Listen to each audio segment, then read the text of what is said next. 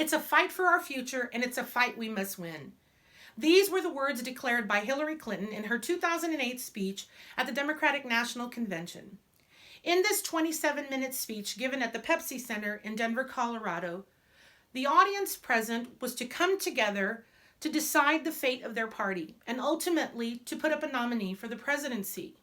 Hillary Clinton was able to capture the audience's attention in this near-perfect speech as she illuminated the guidelines for the communication process as set forth in Dan O'Hare's book, A Pocket Guide to Public Speaking.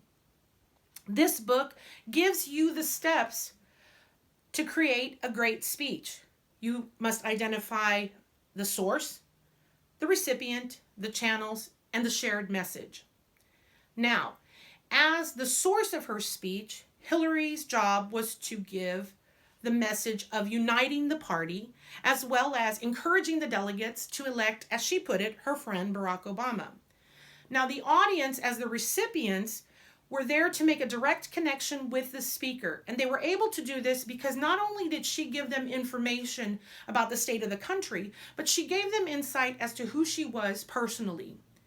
The very first line of her speech says, and I quote, "I am a proud mother. I am a proud Democrat. I'm a proud senator from New York. I am a proud American, and I am a proud supporter of Barack Obama." With these words, she made a direct connection to the audience and allowed the audience to see her as a more relatable speaker, which in turn allowed her to deliver her speech freely. Now, according to the next step, we see what channels are being used. Well, in this speech, we see the channel used primarily is that of speaker to audience, so the channel would be air. According to the Democratic National Committee's website, there were over 6,000 people present that night in the Pepsi Center. But this neither fazed nor distracted Hillary Clinton from her message. Now, not only was it given over the air, it was also given over the internet, radio, and television. And according to the Nielsen ratings for television for that evening, 18 million people viewed this speech. I'm sure that Hillary Clinton realized that she was in front of that many people, but she still remained calm, cool, and collected, allowing the audience to make that general connection with her. Now, the most important part of her speech was, of course, the shared message, and her goal was to unite the party, encourage them to nominate Barack Obama, and in some way, shape, or form, stimulate the American people to do the same thing.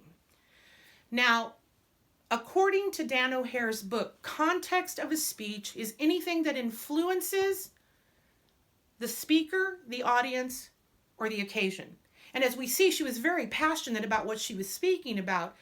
And she utilizes rhetorical questions such as, are you willing to have it be the same? What are you going to do to make it change? And that questioning of the audience maintains the audience-centered perspective that O'Hare talks about in his book. So we see that all the elements are met in this speech given in 2008. Because in the end, the party did unite. They did nominate Barack Obama. And what we see in the future is that this speech could have been the catalyst to encourage the American public to do the same thing and elect him as President of the United States. So in analyzing this speech, we see that she did not only meet the guidelines of the communication process, but she far exceeded them. And it still holds prevalent today. In reviewing this speech on the internet for this class, you see that the same questions that she posed the audience still apply today. Therefore, this speech does meet the criteria for the communication process as set forth in Dan O'Hare's book, A Pocket Guide to Public Speaking.